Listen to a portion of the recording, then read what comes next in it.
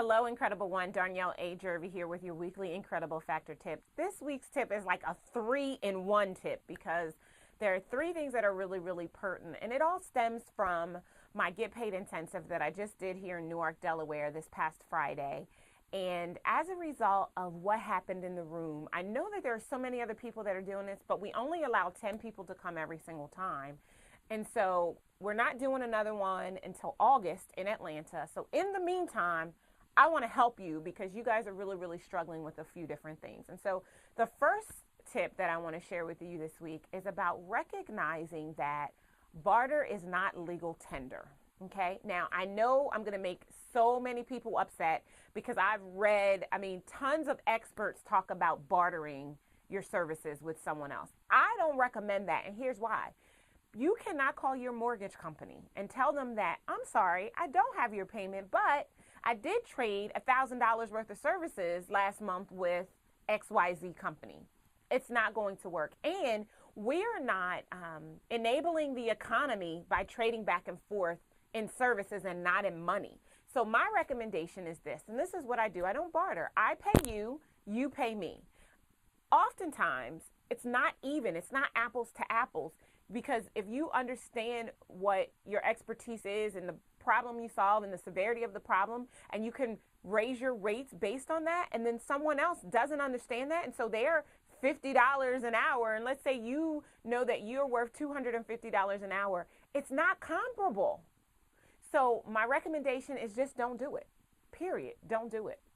I'm sure that there are reasons why when bartering may be okay. I can't think of them right now, so I'm not even going to try to come up with any because my recommendation for the first tip within this 3-part tip is to not do it. If you really want to be paid with your work, if you really want to be known for an expert, you have to put value on what it is you're bringing to the table.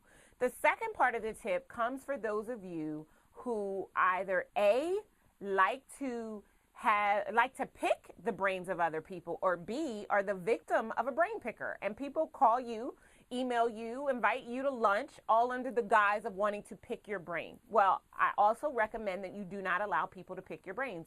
In fact, this just happened to me last week or the week before, something like that. Someone sent me an email and they said, oh my gosh, I see what you're doing. I see how your business is growing, and I have a few questions. Can I buy you lunch? And my response was, I haven't talked to you in a while. I'd love to have lunch, but it's just going to be lunch because grab your pen and paper. I'm going to slow it down so that you can catch the words because this is important.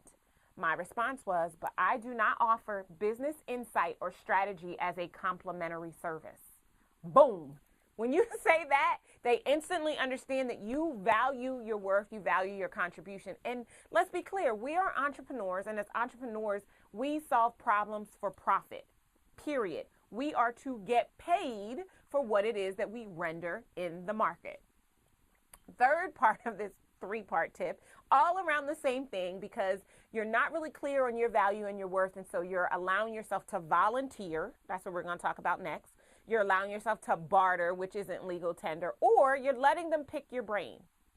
We're not having it anymore. So the third part, let's talk about volunteering, because, as you get good at what you do, you're always going to have people who are going to call you up and they're going to cry a sob story, cry a river, as Justin Timberlake would say, and they're going to try to convince you that you need to come and give them your amazing expertise for free. Like I said, we're not having it. As just thought about in Living Color. If you used to watch in Living Color, homie, don't play that, okay? So seriously, homie, don't play that. So this is what you're going to do when someone asks you to do something for free. This is what you're going to say to them. I have a fiscal responsibility to myself, my family, and my business to operate as a business. Here's the great thing about this line. If they are a business person, they will immediately get it and probably feel so bad that they ever even asked you to do something for free.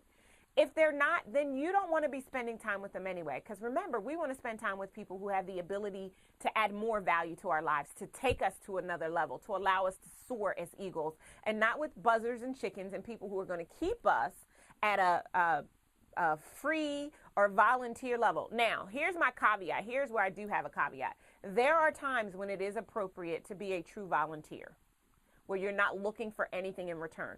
but these are causes that you have decided you want to support, not someone calling you and asking you to do it for free. You have personally made a decision within your business that you're going to do X amount of engagements or X amount of whatever pro bono, okay? The other thing is, if you're being asked and they're not paying you, that's okay as long as you're offered an opportunity to make an offer, to sell a product or service from the stage so that you can get paid.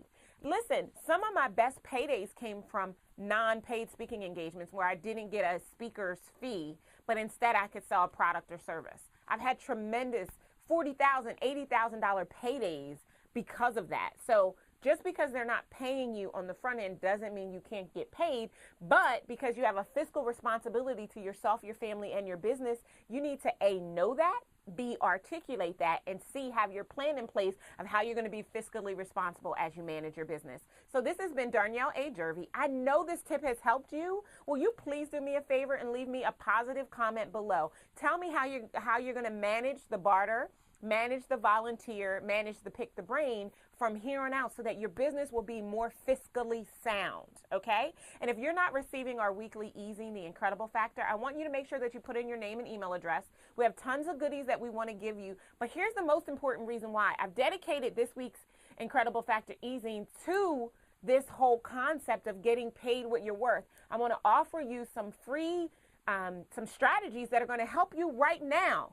I decided to offer you these free strategies. You didn't ask me for them, so that's the difference. But I want to help you to be fiscally responsible because you deserve to get paid for your Incredible Factor. Again, this is Darnyelle A. Jervey with your weekly Incredible Factor tip saying be better, be stronger, and more than anything, be incredible. I'll see you guys next week. Take care. I love ya. Mwah.